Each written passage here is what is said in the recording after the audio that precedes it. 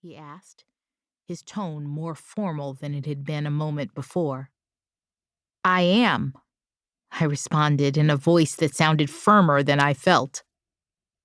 Patrick positioned himself between Chief Justice Roberts and me and held out a stack of 2 Bibles.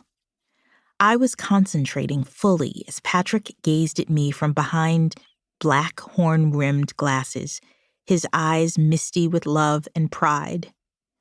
He knew how intent I was on getting every word of my oath exactly right, how resolved I was to perform impeccably in this utterly breathtaking moment.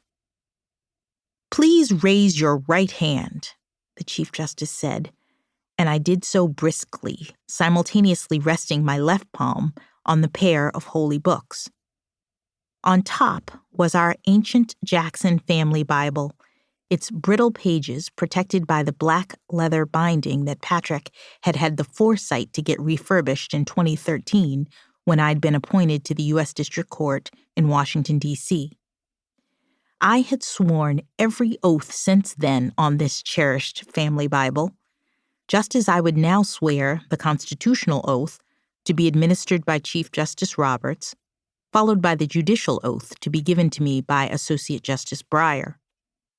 Nominated by President Joe Biden 4 months earlier, I, the daughter of African-American parents who had come of age in the segregated South during the 1950s and early 1960s, would become the 116th Justice and the first Black woman to sit on the Supreme Court in its 233-year history.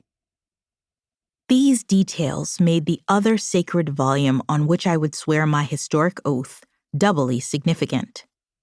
Tucked beneath our family's holy book was the Harlan Bible, donated to the court in 1906 by Associate Justice John Marshall Harlan. This tome had been used for the oath-taking by every Supreme Court appointee since then. Each new justice had also signed one of the book's flyleaves after being sworn in.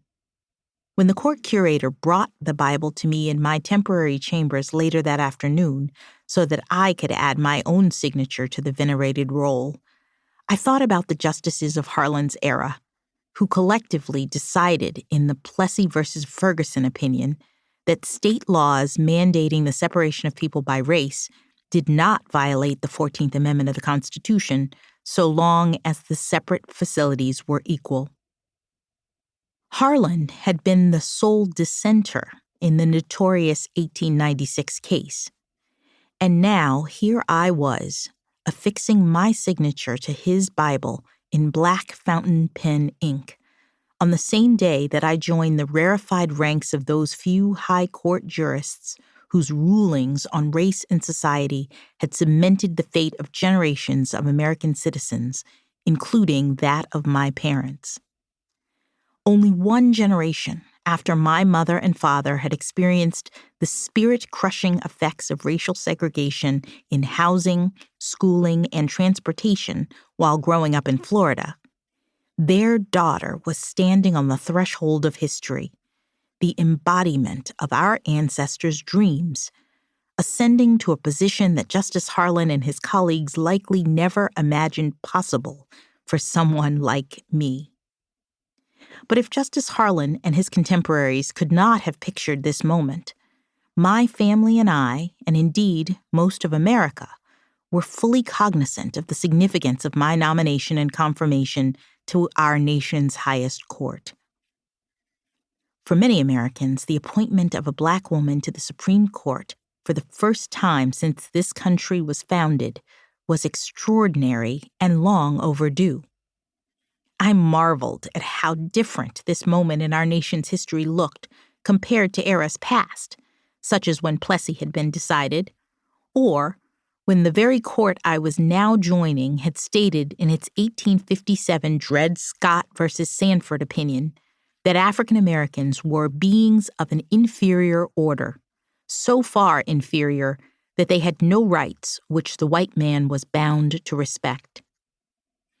165 years later, the media carried the occasion of my swearing in widely as breaking news, a refutation.